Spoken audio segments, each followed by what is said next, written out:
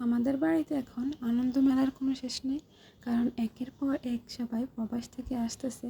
আর সবাই যখন একসাথে আসে তখন তো আনন্দের কোনো শেষই হয় না। আবার যখন চলে যাবে তখন কষ্টের কোনো শেষ নেই। আসসালামু আলাইকুম এভরিওয়ান, নাজবা ফ্যামিলি ব্লগ থেকে বলছি। সবাই কেমন আছেন? আলহামদুলিল্লাহ, আমি অনেক ভালো আছি আপনাদের দোয়া এবং ভালোবাসা। হঠাৎ করে 12 বছর পরে আমি মেহেদি দিলাম, কারণ আমি এই 12 বছর একটা কারণে মেহেদি দিই নাই, সেটা আপনাদেরকে পরে একদিন বলবো নি। তো আজকে ভাবলাম, আর আমার ননদিনী কোনো রকম যা পারে তাই দেয় দিতেছিল, কারণ ও তেমন একটা মেহেদি দিতে পারে না। যতটুকু পারে ততটুকু কিন্তু অনেক সুন্দর লাগছে আমার কাছে। কার কাছে কেমন লাগে সেটা দেখার বিষয় না। তো যাই হোক, এই যে এখান দিয়ে মেহেন্দি দিতেছিলাম। আর কে আসছে সেটা আপনারা গেস করে বলুন। যারা এখন পর্যন্ত আমার চ্যানেলটিকে সাবস্ক্রাইব করেন নাই তারা চ্যানেলটিকে সাবস্ক্রাইব করে রাখতে পারে। আর কাছে দূরে যে যেখান থেকে আমার ভিডিওগুলো দেখেন অবশ্যই একটা লাইক দিয়ে দিবেন।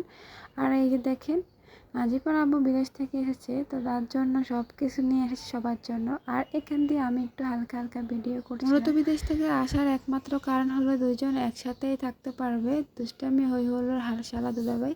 আর বিশেষ করে যেহেতু আমার ভাই এবার বিয়ে করবে, তার জন্য মূলত বিদেশ থেকে একসাথে আসা। তো যাই হোক, একজন 1 মাস আগে 1 মাস পরে এসেছিল, এগুলো অনেক আগের ভিডিও। এখন কিন্তু আবার ওর বাবা চলে যাওয়ার সময়ও হয়ে আসছে, খুব শীঘ্রই চলে যাবে। সময় যেহেতু বেশি ছুটি নিয়ে আসে নাই, তো ও আগেই চলে যেতে হবে। আর এদিকে সেই মেয়ের জন্য একটা খাতা অর্ডার করছিল। জানি না, আমার মেয়েটা কিন্তু বড্ড অলস, সে কিন্তু লেখাপড়া খুবই কাঁচা। কারণ এই সময়ে আমার ছেলে কিন্তু সব কিছু লিখতে পারতো, পড়তে পারতো, যতটুকু আমি চেষ্টা করছিলাম। আর মেয়েটাকে হাজার চেষ্টা করলেও সে মুখ দিয়ে বাইর করবে না, তার ইচ্ছা মতন পড়াশোনা করবে। এমনভাবে বই নিয়ে ভাবভঙ্গি দেখাচ্ছে, মনে হচ্ছে যে সারাক্ষণ পড়াশোনা করে সব শেষ করে ফেলে। আসলে কিন্তু সব উল্টো। আর এই তো ম্যাজিক খাতাগুলো, এগুলো দিয়ে লিখলে হাতের লেখাও সুন্দর হয়। আর বাচ্চারা যারা লিখতে পারে না তারাও লিখতে পারে নাকি, তো সেটা ভেবেই কিন্তু এনেছিলাম। তারপরে দেখি কিছুই হয় নাই, মোটামুটি লেখাচ্ছিলাম, কিন্তু সে লিখতে পারে না, তার মন মর্জি মতো লিখবে। তো ভাবলাম যে এটা শুধু হাতের লেখা পরিষ্কার করার জন্য, দেন ওইরকমভাবে বাচ্চাদের শিক্ষণীয় না, আবার সিলেট আনতে হচ্ছিল।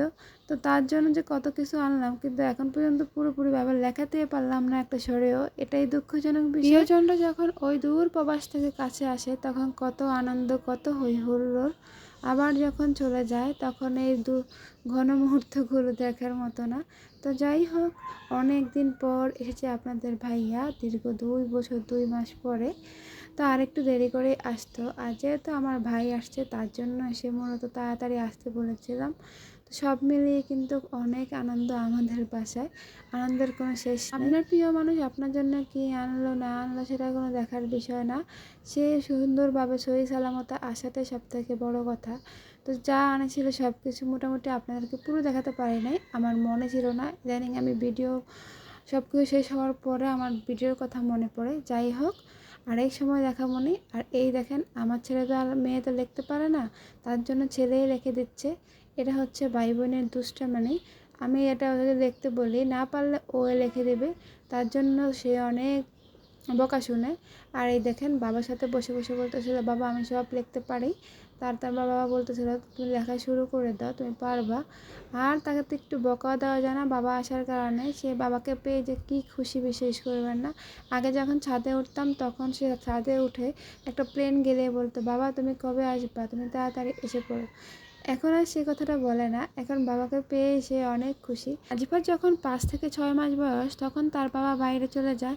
আর এখন তো সব বুঝে মাশাআল্লাহ, ওই সময় কিছুই বুঝতো না, তারপর তার বাবার জন্য একটা অন্যরকম মায়া ছিল যে সেটা বুঝাতো যে অনেক মিস করে। আর এখন তো সে সব কিছু বুঝে, এখন তো বাবাকে ছাড়া কিছুই বুঝে না, সারাক্ষণ কোলে পিঠে এভাবেই। মাত্র প্রবাসী সন্তানরা জানে বাবা ছাড়া কতটা কষ্টের হয়। আর আপনাদের বাড়িকে আমরা রিসিভ করতে যাই নাই, শুধু আমার শ্বশুর আর আমার ছেলে গেছিলো। ওই সময় দেশে অনেক সমস্যা ছিল, তার জন্য যেতে পারি নাই। তো তারা দুইজন একদম ভোরবেলা গিয়ে এনেছে, যেহেতু সে 3টায় ল্যান্ড করেছে। তো যাই হোক, থেকে মজার বিষয় হলো এই জুলাই 1 তারিখ থেকে একদম আগস্ট পুরো মাসটা আমাদের বাসায় সব আনন্দ আয়োজন সব কিছুই চলছে।